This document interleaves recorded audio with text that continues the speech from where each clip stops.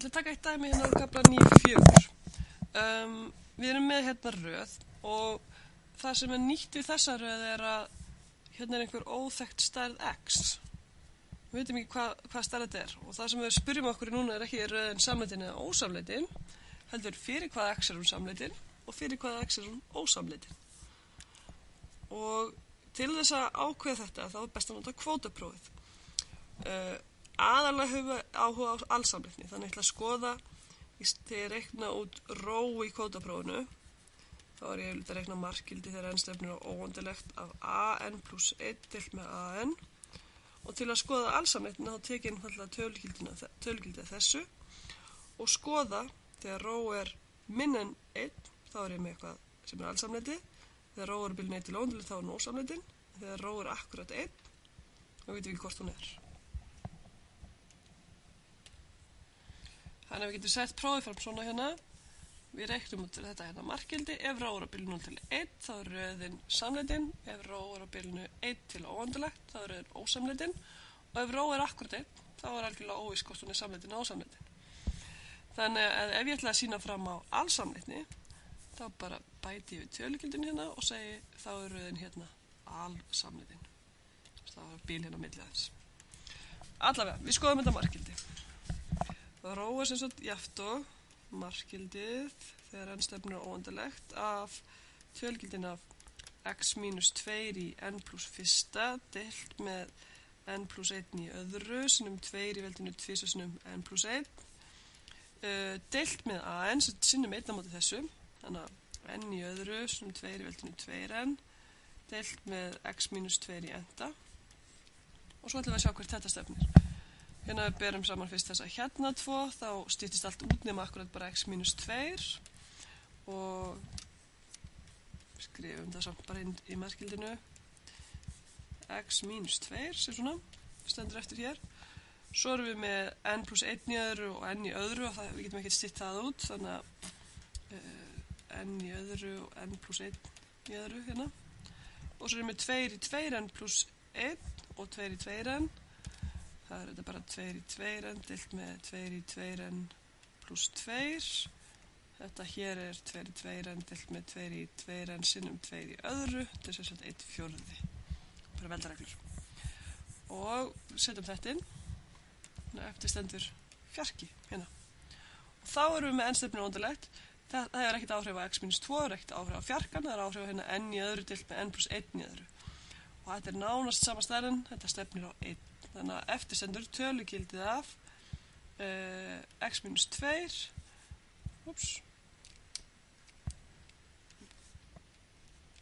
deilt með 4. Tölugildið þar auðvitað ekki að vera undir nefnranum hana. En nú segir markgildsprófið okkar, ef þetta er minna en 1, þá er ég með samleitna röð, með þess að allsamleitna. Þannig að ég segi með x minus 2 deilt með 4 og tölugildið á því að vera minna en 1, það er jafngildi í að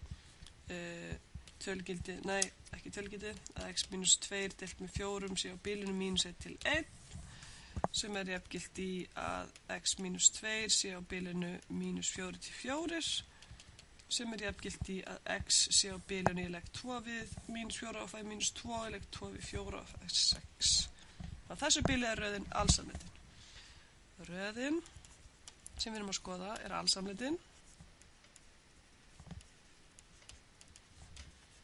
ef x er á opna bilinu frá mínus 2 upp í 6.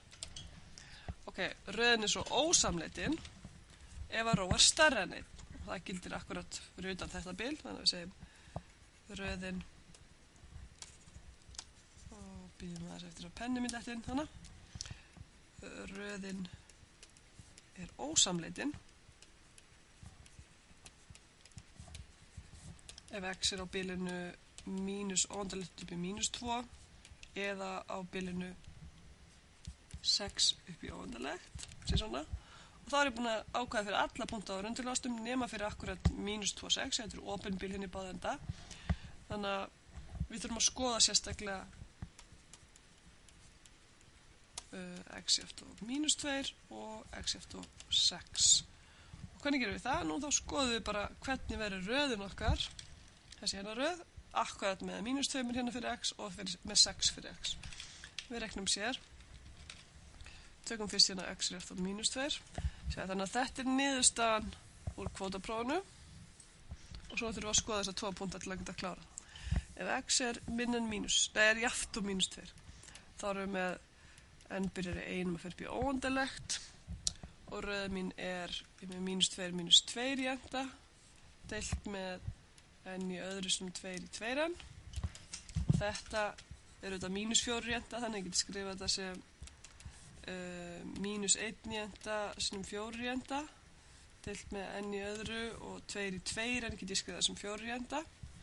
Þannig að þessi styttast út og eftir stendur með mínus 1 í enda deilt með n í öðru. Hérna, þetta var endaveldi hérna bara svo sjálfur skýrt. Og þá hugsa ég, ok, er þetta samleitin eða ósamleitin röð? Ég veit að ef ég væri með tölgildið af þessu, þá var ég eitthvað með p-röð, þar sem p væri 2, eða með svona röð. Og ég veit að þessi samleitin.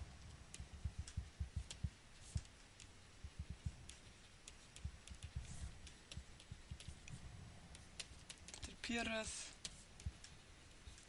með p1 og 2 sem stærni. Nú, þá veit ég, úr því ég get tekið tölugildi að fengi samleitnaröð, og þá er upprunalega röða mín alsamleitin. Þannig að þessi hérna röð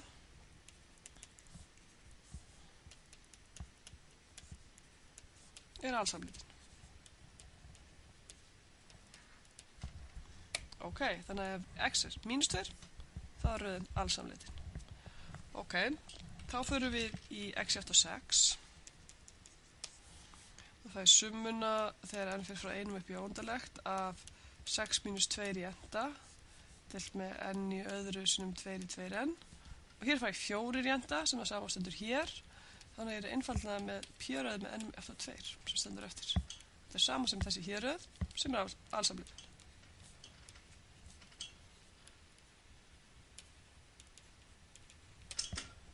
Og þá get ég tekið saman niðurstöðuna mína og sagt röðin er alsamleitin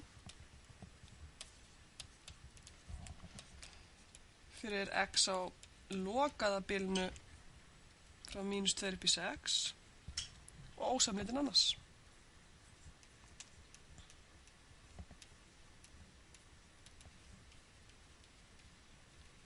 Þannig að við getum ekki lokað hérna bilinu, getum ekki tekið endapunktana með í bilinu nema að vera búin að tjekka sérstaklega á þessum 2 tilfellum hérna. Kvótaprófið segir okkur akkurat ekki neitt um þessa 2 endapunkta.